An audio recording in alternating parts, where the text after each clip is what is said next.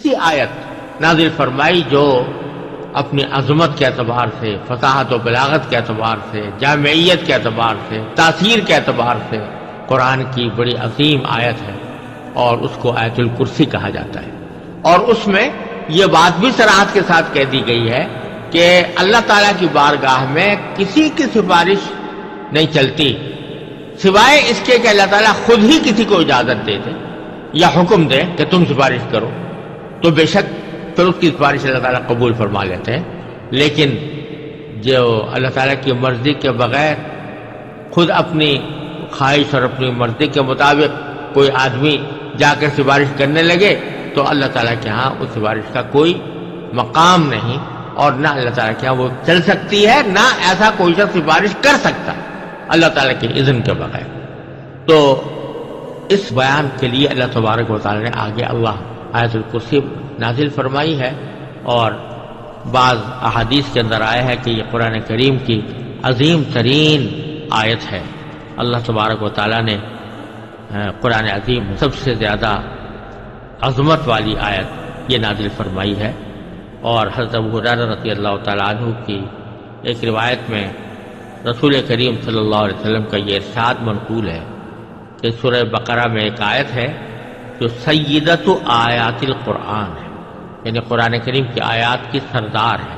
اور اس میں یہ بھی مذکور ہے کہ جس گھر میں وہ پڑھی جائے شیطان اس سے نکل جاتا ہے۔ اور سنن نسائی کی ایک روایت میں ہے کہ رسول اللہ صلی اللہ علیہ وسلم نے ارشاد فرمایا کہ جو شخص ہر نماز فرض کے بعد آیت الکرسی پڑھا کرے تو اس کو جنت میں داخل ہونے کے لیے موت کے سوا کوئی چیز مانے نہیں ہوگی، یعنی موت کے بعد فوراً وہ جنت کے آثار اور راحت و آرام کا مشاہدہ کرنے لگے۔ تو اس آیت کریمہ میں پہلے اللہ تبارک تعالیٰ نے فرمایا کہ اللہ لا الہ الا ہو، اللہ وہ ہے جس کے سوا کوئی معبود نہیں۔ یہ ہے توحید کا وہ کلمہ جو عقیدہ توحید کی بنیاد ہے کہ اللہ تعالیٰ کے سوا کوئی معبود نہیں، کوئی عبادت کے لائق نہیں۔ پھر کچھ صفتیں اللہ تعالیٰ نے اپنی ذکر فرمائی ہیں۔ تو پہلی صفت ذکر فرمائی کہ الحی، وہ زندہ ہے، اور مراد یہ کہ سدا زندہ ہے، یعنی اور جتنی لوگوں کو، انسانوں کو، جانوروں کو، جنات کو، ملائکہ کو، جس کو بھی کوئی زندگی حاصل ہے وہ زندگی ہمیشہ کے لیے نہیں، ایک نہ ایک وقت اس کو موت آنی ہے، اور کوئی مخلوق ایسی نہیں ہے جس کو کسی نہ کسی وقت موت نہ آنی ہو۔ لیکن اللہ تبارک و تعالیٰ کی ذات ایسی ہے جو ازل سے ہمیشہ سے زندہ ہے اور ہمیشہ زندہ رہے گی۔ تو حی کی صفت یعنی زندگی کی صفت سب سے زیادہ واضح اور صحیح معنی میں زندگی کا مظہر وہ اللہ تبارک و تعالیٰ کی ذات اقدس ہے، اور اس کے سوا کوئی بھی حقیقت میں سدا زندہ کہلانے کے لائق نہیں۔ دوسری صفت جو ذکر فرمائی وہ القیوم۔ القیوم کا ترجمہ ہم نے کیا کہ جو کائنات کو سنبھالے ہوئے، اور اصل میں یہ لفظ جو ہے یہ نکلا ہے قیام سے، اور قائم کہتے ہیں کھڑے ہونے والے کو، اور قیوم اور قیام اسی کے مبالغے کا صیغہ ہے، اور ان کے معنی ہے جو خود بھی قائم رہے اور خود قائم رہ کر دوسروں کو قائم رکھے اور دوسروں کو سنبھالے رکھے۔ تو جب اللہ تبارک و تعالیٰ کے لیے لفظ قیوم استعمال کیا جاتا ہے تو یہ اس کا معنی یہ ہے کہ یہ اللہ تعالیٰ کی وہ خاص صفت ہے جس میں کوئی مخلوق شریک نہیں ہو سکتی، کیونکہ جو چیزیں خود اپنے وجود اور بقا میں کسی دوسرے کی محتاج ہوں وہ کسی دوسری چیز کو کیا سنبھال سکتی۔ لہذا کائنات کو سنبھالنے والی ذات تو صرف اللہ تبارک و تعالیٰ کی ہے، اور کوئی دنیا میں یا کائنات میں کوئی اور مخلوق، کوئی اور چیز ایسی نہیں ہو سکتی جو دوسری کائنات کی چیزوں کو سنبھالے۔ وہ تو خود اپنے آپ کو سنبھالنے کے لیے محتاج ہے، اللہ تعالیٰ کے حکم کی محتاج، لہذا کوئی دوسری ذات قیوم نہیں ہوتی۔ اور یہی وجہ ہے کہ چونکہ یہ اللہ تبارک و تعالیٰ کی مخصوص صفت ہے جو کسی اور کے لیے استعمال نہیں ہو سکتی، اس لیے کسی انسان کو قیوم کہنا جائز نہیں، یہ جو ہمارے ہاں رواج چل پڑا ہے کہ جن لوگوں کا نام عبد القیوم ہوتا ہے ان کو عبد القیوم کے بجائے بگاڑ کے صرف قیوم بولتے ہیں، ایسا کہنا گناہ ہے، کیونکہ قیوم، آپ کسی انسان کو قیوم کہہ کر بلا رہے ہیں تو گویا اس کو اللہ تعالیٰ کی مخصوص صفت اس کی طرف منسوب کر رہے ہیں، اور اسی کا نام شرک ہے۔ اگرچہ یہ چونکہ بے خیالی میں ہوتا ہے اس لیے ہم اس کے اوپر کفر اور شرک کا فتویٰ نہیں لگائیں گے، لیکن اس طرح کرنا جو شرک کی علامت ہے، ایسا کوئی عمل کرنا جو شرک کا مظہر ہو، یہ کسی طرح بھی جائز نہیں ہے۔ ہمارے ہاں جو رواج پڑ گیا ہے عبدالقیوم کو قیوم کہہ کر بلانے کا، عبد الرحمن کو رحمان کہہ کر بلانے کا، عبد الرزاق کو رزاق کہہ کر بلانے کا، یہ بہت ہی غلط طریقہ ہے اور اس میں اللہ بچائے شرک کا اندیشہ ہے، لہذا اس سے ہمیشہ پرہیز کرنا چاہیے۔ پھر اللہ تعالیٰ نے فرمایا کہ لا تاخذہ سنۃ ولا نوم، اللہ تبارک و تعالیٰ کو نہ کبھی اونگ لگتی ہے اور نہ نیند، یعنی کہا یہ جا رہا ہے کہ زندہ تو ہے لیکن تم اپنی طرح کی زندگی پر قیاس نہ کرنا کہ جیسی تمہاری زندگی ہے، کہ اس زندگی میں تم محتاج ہو اس بات کے کہ کبھی نہ کبھی تمہارے اوپر موت جیسی نیند طاری ہو، اگر وہ نیند نہ آئے تو تم پریشان ہو جاتے ہو اور تم تھک جاتے ہو، لیکن اللہ تبارک و تعالیٰ ان تمام چیزوں سے بے نیاز ہے، نہ اس کو اونگ لگتی ہے۔ سنہ کہتے ہیں ابتدائی نیند کا جو ابتدائی حصہ ہوتا ہے جس کو اردو میں اونگ سے تعبیر کر سکتے ہیں، اس کو سنہ کہا جاتا ہے، اور نوم باقاعدہ پوری نیند کو کہتے ہیں۔ تو اللہ تعالیٰ کو نہ اونگ لگتی ہے اور نہ نیند۔ پھر فرمایا کہ لہو ما فی السماوات و ما فی الارض، اسی کے لیے ہے جو کچھ ہے آسمانوں میں اور جو کچھ ہے زمین، یعنی زمین و آسمان کے درمیان جتنی چیزیں ہیں، زمین و آسمان کے اندر جتنی چیزیں، وہ ساری کی ساری اللہ تعالیٰ کی ملکیت ہیں، کوئی اور ان کی ملکیت میں اللہ تعالیٰ کا شریک نہیں، وہ خود مختار ہے، اس کے قبضہ قدرت میں سب کچھ ہے۔ جب یہ بات ہے تو اشارہ اس طرف ہے کہ جس شخص کی یا جس ذات کی قدرت میں اور اس کے احاطہ علم میں ساری کائنات ہو اور وہ جو چاہے کرنے پر قادر ہو، ساری کائنات کی چیزیں اس کی ملکیت ہوں،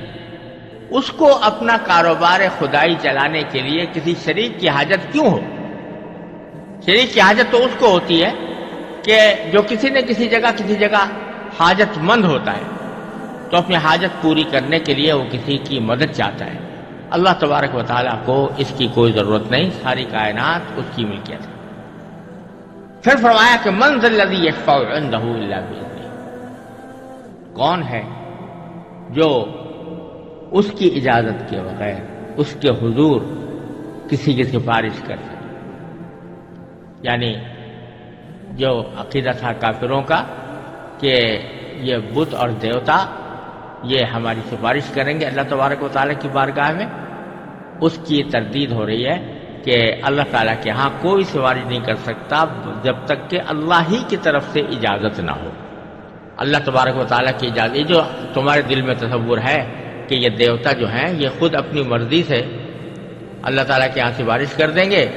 اور اللہ تعالیٰ ان کی ناز برداری کرتے ہوئے ان کی سفارش قبول کر لیں گے، یہ خیال غلط ہے۔ اللہ تعالیٰ کے ہاں کوئی سفارش اللہ تعالیٰ کی اجازت کے بغیر نہیں کر سکتا۔ ہاں جن کو اللہ تعالیٰ خود ہی حکم دے دے، اجازت دے دے، جیسے پیغمبروں کو بعض مرتبہ اجازت دی جائے گی اور نبی کریم صلی اللہ علیہ وسلم کو شفاعت کا منصب عطا فرمایا جائے گا، تو یہ در حقیقت اللہ تبارک و تعالیٰ ہی کی طرف سے ایک انداز کرم ہے اپنے بندوں کے اوپر، کہ اس انداز کرم کے تحت اللہ تبارک و تعالیٰ نے کسی کو بندوں کی سفارش کی اجازت عطا فرماتی، اس کے تحت وہ سفارش کرتے ہیں۔ ایسا نہیں ہے کہ اللہ تبارک و تعالیٰ کو تو پتہ نہیں تھا کہ یہ شخص آیا قابل معافی ہے یا نہیں ہے، یہ جنت کے لائق ہے یا نہیں ہے، اور پیغمبر کے کہنے سے اللہ تبارک و تعالیٰ نے اس کو جنت میں داخل کر دیا اور اس کی مغفرت کر دی، بلکہ اللہ تعالیٰ کے علم ازلی میں ہے ہر شخص کے بارے میں کہ کون شخص جنتی ہے، کون شخص اللہ تبارک و تعالیٰ کے یہاں مقبول اور مقرب ہے، اور کس کی مغفرت کرنی ہے اللہ تعالیٰ خوب جانتا ہے۔ لیکن ایک انداز کرم ہے کہ براہ راست وہ مغفرت اور رحمت کا معاملہ کرنے کے بجائے اس کو نبی کریم صلی اللہ علیہ وسلم کی یا کسی اور پیغمبر کی شفاعت پر موقوف کر دی کہ یہ سفارش کریں گے تو ہم یہ کرم فرمائیں۔ تو سفارش کرنے والے کا بھی اعزاز ہے، سفارش کرنے والے کا بھی اکرام ہے، اور ساتھ ہی جس شخص کے ساتھ معاملہ ہو رہا ہے اس کو نبی کریم صلی اللہ علیہ وسلم اور دوسرے پیغمبروں کے ساتھ محبت اور الفت اور تعلق خاطر کا بھی پیدا کرنے کا ایک ذریعہ ہے۔ لیکن یہ وہ شفاعت نہیں ہے جو دیوتاؤں کی سفارش کا عقیدہ جاہلیت کے اندر تھا کہ یہ لوگ اللہ کی مرضی کے برالرغم بھی سفارش کر دیں گے اور وہ سفارش اللہ کے یہاں مقبول ہوگی۔ تو فرماتے ہیں کہ کون ہے جو اللہ تعالیٰ کے یہاں حضور سفارش کر سکے مگر اس کی اجازت سے۔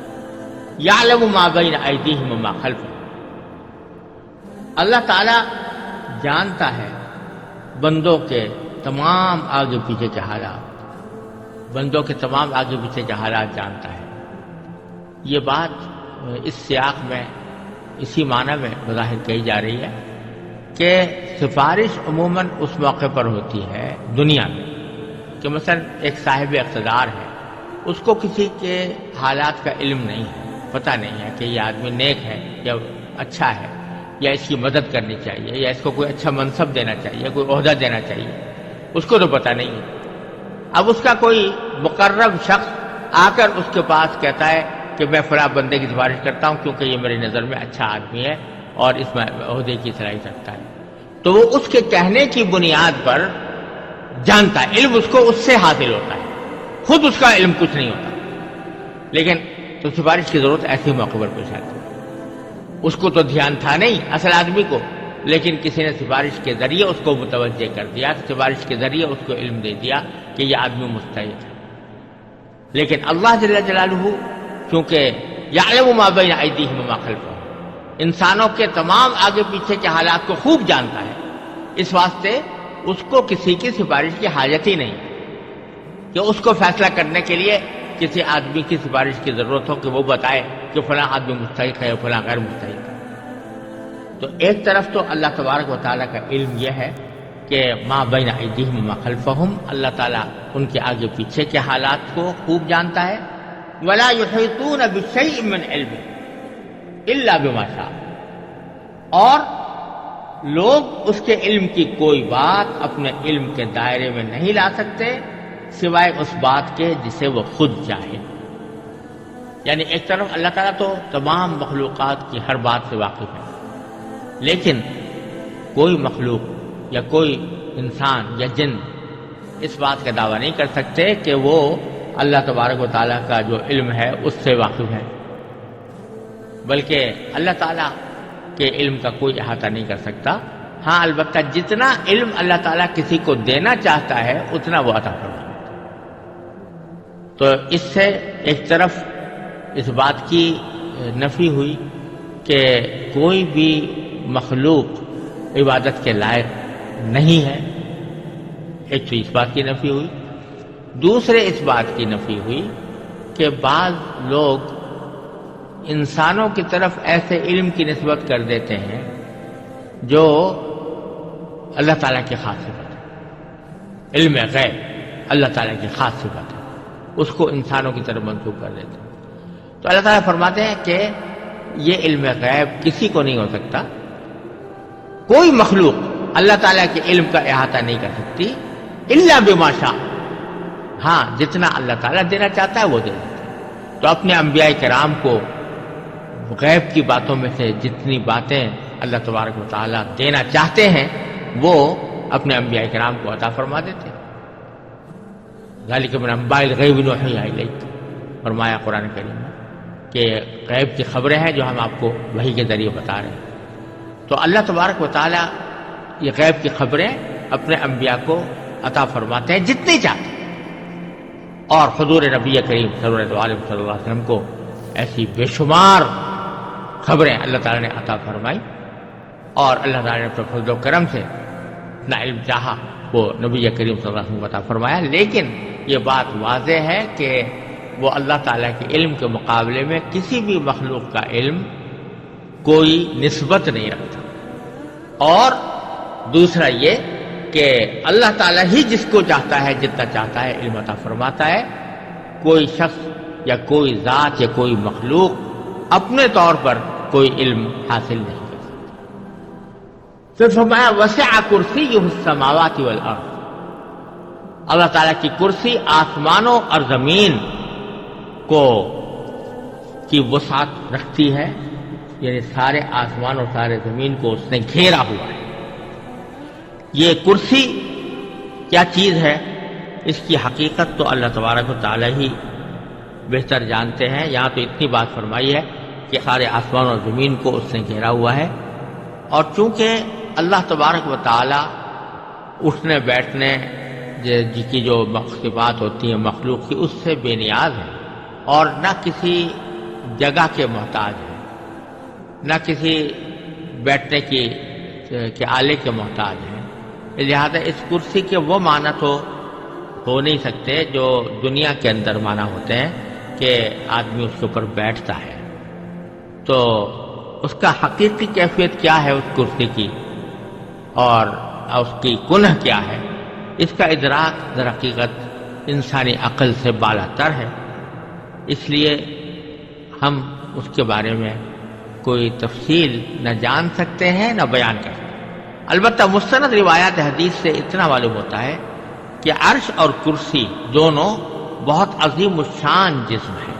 جو تمام آسمان اور زمین سے بدرجہ بڑے ہیں۔ اب ان کی کیفیت کیا ہے اور کیا ان کی شکل اور حیات کیا ہے، یہ جاننے کا ہمارے پاس کوئی راستہ نہیں۔ بعض حضرات نے یہاں کرسی سے مراد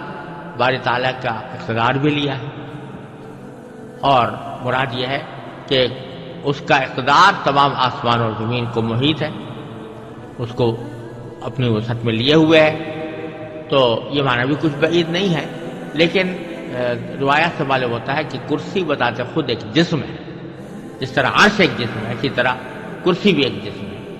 اور اس کی کیفیت اللہ تعالیٰ ہی بہتر جانتے ہیں۔ وَلَا يَئُودُهُ حِفْظُهُمَا، اور فرمایا کہ ان دونوں کی نگہبانی سے اسے ذرا بھی بوجھ نہیں۔ لا يَئُودُهُ، عاد يَئُودُ، عودن کے معنی ہے کسی کو بوجھل بنا دے، تو حفظہما یعنی ان دونوں چیزوں کی نگرانی، نگہبانی، آسمان اور زمین کی نگہبانی، وہ اللہ تعالیٰ کو ذرہ برابر بھی بوجھل نہیں بناتی، یعنی اس کی حفاظت اور نگرانی سے اللہ تعالیٰ کو کوئی تھکاوٹ نہیں ہوتی، کوئی تعب نہیں ہوتا۔ وَهُوَ الْعَلِيُّ الْعَظِيمُ، اور وہی ذات، اللہ تعالیٰ کی ذات بڑی عالی مقام ہے۔ علی کے معنی عالی مقام، اور عظیم کے معنی صاحب عظمت۔